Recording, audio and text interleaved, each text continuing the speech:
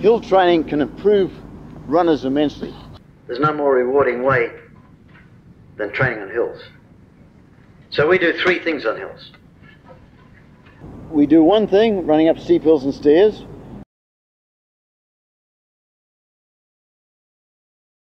Another thing is we do bounding to get power and drive.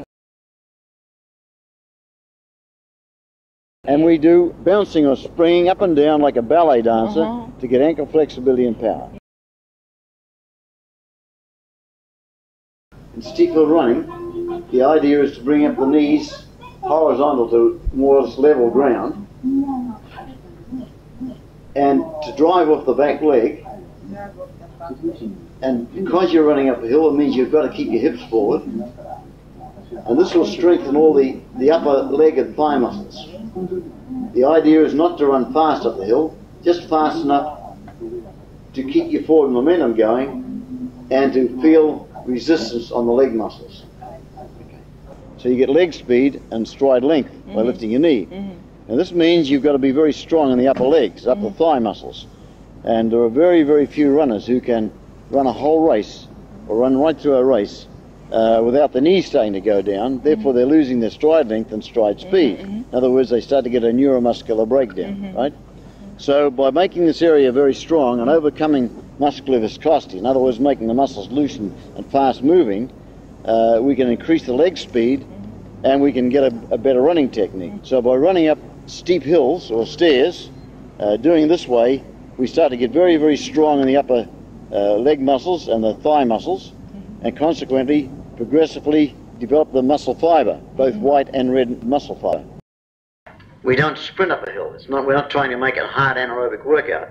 We go up at a speed sufficient to maintain our forward momentum, but putting effort or stress on the legs. In other words, bring resistance to the legs. So the slower we go up the hill, the more resistance we get on the muscles. So when you go up a hill, you've got to get your knees up. You must have your hips forward to get your knee up, and you've got to drive off the back leg.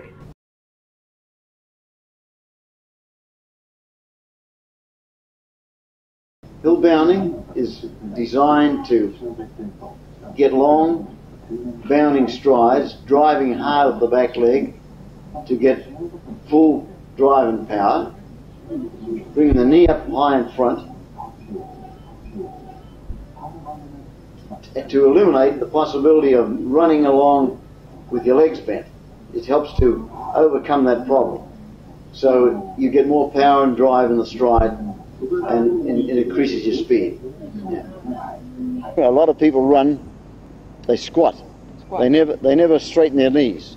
They run with their knees bent all the time. When you get up and straighten your leg, you get power and drive. If your legs are bent all the time, you don't get any power and drive. So what we do, we bound up a hill. We get on a gentle slope, we take long bounding strides, and because we go up a hill, we've got to bring our knees up, so we start to get power and drive in the back leg. Okay. Always the arms must go straight through, and we try to bound like a deer going over a fence, bound up the hill, long bounding strides, getting power and drive in the back leg. By doing that, we'll start to eliminate this running with our legs bent, sitting down, squatting down as we run. It means we've got to get up tall and we get power and drive. It's when you straighten your leg, you get the power. If you have your legs bent all the time, you get no power. So when you straighten your leg, you get the power. So by bounding up a hill, taking long bounding strides, bring the knee up, and driving hard off the back leg on a gentle slope, you start to get power, a lot more power and a better running action. Pekka Vasala, who I helped in Finland, who won the 1500 meters in the Munich Olympics, did lots of hill bounding. He loved to do hill bounding on a 200-meter hill. It showed very graphically in the final of the 1500 meters when he came down the straightaway. There were pictures of him. You could put a board from his heel right through to his head. It was a dead straight line. He was getting maximum drive as he came down the straight to help him to win that gold medal. Then another thing we have to do, as runners, we must be like ballet dancers. We don't want to be like a weightlifter. We don't want to be like a gymnast. We've got to be like ballet dancers. We've got to be springy and bouncy. We've got to have powerful, flexible ankles, like a ballet dancer does. You know how ballet dancers can spring and bounce around the stage. That's how runners should be. They've got to be like that. So we try to use our body weight for resistance, and we get on a hill and we spring as high as we can, coming down the ball of alternate feet. Now because we're on a hill, it means the heel goes down further than it would on the flat, and we spring up again and come down on the alternate foot. Right? The same thing.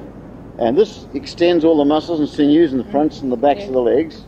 It starts to strengthen all the muscles around the tendons. Because it's an isotonic exercise, it starts to develop the white muscle fiber, quick, sharp, short resistances, which helps in our speed. But also by strengthening the muscles around the tendons, we eliminate injury problems like Achilles tendon troubles and hamstring troubles and so on, because the muscles around the tendons are getting stronger, right? Probably the most important development we can get is the development of the ankles, flexible, powerful ankles. We don't want our runners like weightlifters. We don't want our runners like gymnasts. We want them like ballet dancers. You know how ballet dancers can spring and bounce around, flexible, powerful ankles. If we can make our runners like that, then we'll have speed. So what we do, we get on a gentle slope and use our body weight for resistance by elevating it as high as possible with a slow forward momentum, coming down on the ball of the alternate feet,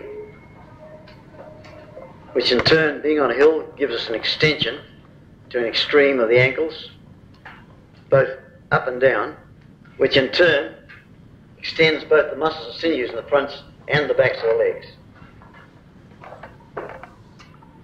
and strengthens all the muscles around the tendons,